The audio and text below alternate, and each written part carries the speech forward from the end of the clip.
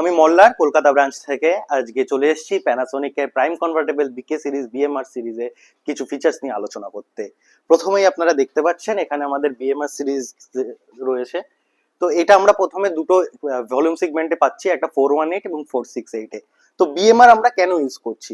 BMR refers to bottom Mount refrigerator. তো আমরা normally যে ডাবল ডোর ফ্রিজ ইউজ করি তার উপরে আমাদের ফ্রিজার পোর্শনটা থাকে, বাট সারা দিনের কাজের মধ্যে আমরা মিনিমাম একবার কি দুবার, বাট খুব বেশি হলে ইউজেজের 20% আমরা ফ্রিজারটাকে ইউজ করে থাকি। বাট বটম মাউন্টে কি হয়, বটম মাউন্টে আমাদের ফ্রিজারটা থাকে নিচের দিকে।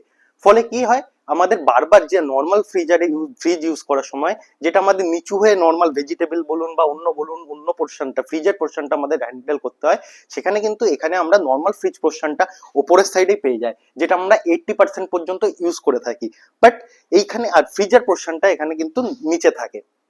তো এখানে আপনি দেখতেই পাচ্ছেন আমাদের প্যানাসোনিকের বিএমআর এ একটা স্মার্ট লুক প্রোভাইড করছে, একটা প্রাইম ব্যাপার রয়েছে যেটাতে, এবং একটা গ্লাস ফিনিশ লুকও প্রোভাইড করছে। এবং বিএমআর সিরিজ আমাদের দুটো এরকম ব্ল্যাক এর উপরে একটা সেগমেন্টে রয়েছে এবং এর একটা গ্লাস ডোরে বিজিএমএন সিরিজে আমরা বিকে সিরিজ প্রোভাইড করছি। তো এর মেন ফিচার্স বলতে চলে আসি প্রথমেই এর এআই ইকোনমি টেকনোলজিতে। এআই ইকোনমি অর্থাৎ এটা আমরা ইলেকট্রনিক সেভিংস করতে কাজে লাগে। কি করে? কারণ এআই ইকোনমিতে এটা 6 স্পিড ইনভার্টারের থ্রুতে 6 স্পিডে কাজ করে থাকে। ফলে এআই কি করে, সেন্স করে আমাদের ডেলি ইউসেজটাকে। তো ডেলি ইউসেজের উপর সেট করে কি করে, মেশিনটা দেখে যে আমাদের কখন ইউসেজ বেশি হচ্ছে, সেই মতো ফ্রিজের স্পিডটাকেও মেশিন কন্ট্রোল করে। ফলে কি হচ্ছে, আমাদের ইলেকট্রিক সেভিং হচ্ছে।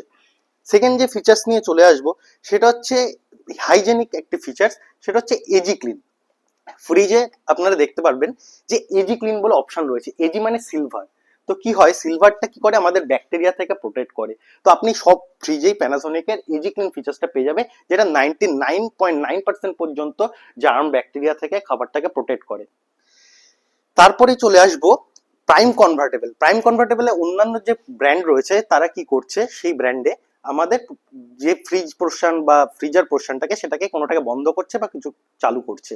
বাট আমাদের প্রাইম কনভার্টেবলে আমরা 4টি এক্সট্রা ফিচার্স দিচ্ছি, সেটা হচ্ছে প্রো ম্যারিনেট, ইনস্টাকুক, টিফিন ফ্রেশ এবং প্রো চিল। তো ইনস্টাকুক থেকে নাম থেকে আমরা বুঝতে পারছি যে আমরা যে কোনো খাবারকে এই মোডে ইনস্ট্যান্ট বার করে রান্না করতে পারি। আমরা নর্মালি বাজার থেকে যখন আনি মাছ মাংস এনে আমরা ডিপ ফ্রিজে রাখি, এর ফলে কি হয়, কোনো সময় 1-2 দিন রাখলে সেটাতে আইস ফর্মেশন হয়ে যায়। ফলে কি আইস বার্নের থ্রুতে আমরা কি হয়, খাবারের টেস্টটা কিন্তু চেঞ্জ হয়ে যায় এবং নিউট্রিশন ভ্যালুটাও চেঞ্জ হয়ে যায়। বাট আমাদের এই প্যানাসোনিকের ফ্রিজে যদি আমরা কোনো মাছ মাংস রাখি, তাহলে কি হয়, ইনস্টা কুকের থ্রুতে আমরা তাড়াতাড়ি জাস্ট ফ্রিজার থেকে বার করেই কিন্তু সেইটাকে আমরা কুকিং করতে পারি, কাটতে পারি, যেভাবে খুশি ইউজ করতে পারি। ফলে কি হয়, আমাদের আলাদা করে এক্সট্রা কোনো টাইম লাগে না, যেটা আমাদের অন্য ফ্রিজ থেকে বার করে যে জমা মাছ বা মাংসটাকে রাখতে হয়, এখানে সেটা আমরা ইনস্ট্যান্ট বার করেই কিন্তু কুক করতে পারছি। সেকেন্ড যে ফিচার্স নিয়ে সেটা করবো সেটা হচ্ছে টিফিন ফ্রেশ।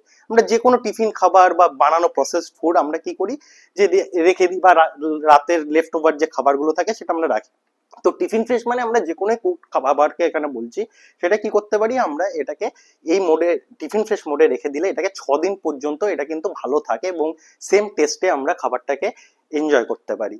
নেক্সট যে অপশনটার কথা বলবো সেটা হচ্ছে প্রো ম্যারিনেট। আপনার বাড়িতে পার্টি হচ্ছে বা যে কোনো ধরনের ম্যারিনেট খাবার, আমাদের 8 আওয়ার্স কিন্তু আমাদের টাইম লাগে ম্যারিনেট হতে, বাট বা ওভারনাইট আমরা ম্যারিনেট করি, কিন্তু এই ম্যারিনেটের থ্রুতে আমরা কি করতে পারি, 2 আওয়ার্সে সেই সেম ফিলিংটা কিন্তু আমরা দিতে পারি। এরপরে চলে যাবো প্রোচিল মোড। প্রোচিল মোডে কি হয়, প্রোচিল মোডে আমাদের যে কোনো চিল্ড খাবার, যেটা আমরা ধরুন ড্রিঙ্কস আছে, লস্যি বলুন, তারপরে হচ্ছে কোল্ড ড্রিঙ্কস বলুন, আমরা কি করি, নর্মালি এসে কিন্তু আমরা ডিপ ফ্রিজে সেটাকে রেখে দিই। তাতে কি হয়, আপনি পরের দিন হয়তো ভুলে গেলেন, তখন যে ডিপ ফ্রিজ থেকে বার করছেন, তখন কি হয়, আমাদের মেনলি কিন্তু আমাদের জমে যায় এবং যে টেস্টটা আপনার কোল্ড ড্রিঙ্কস এর পেতে চান বা সফট ড্রিঙ্কস এর পেতে চান সেটা কিন্তু আমরা পাই না। কিন্তু প্রো চিলের থ্রুতে কি হচ্ছে, প্রো চিলের থ্রুতে হচ্ছে সেই খাবারটাকে আমরা চিল্ড রাখছি, কিন্তু খাবারটা কখনোই হচ্ছে ড্রিঙ্কসটা জমে যাবে না। ফলে কি একটা চিল্ড অ্যান্ড ক্রিস্প আমরা ফ্লেভার হচ্ছে সেই ড্রিঙ্কসটার থেকে পেয়ে থাকি। ফলে কি হয়, আমরা সেটাকে চিল্ড হিসাবেই এনজয় করতে পারি, তাতে কোনো রকমের ফ্রোজেন ব্যাপার চলে আসে না।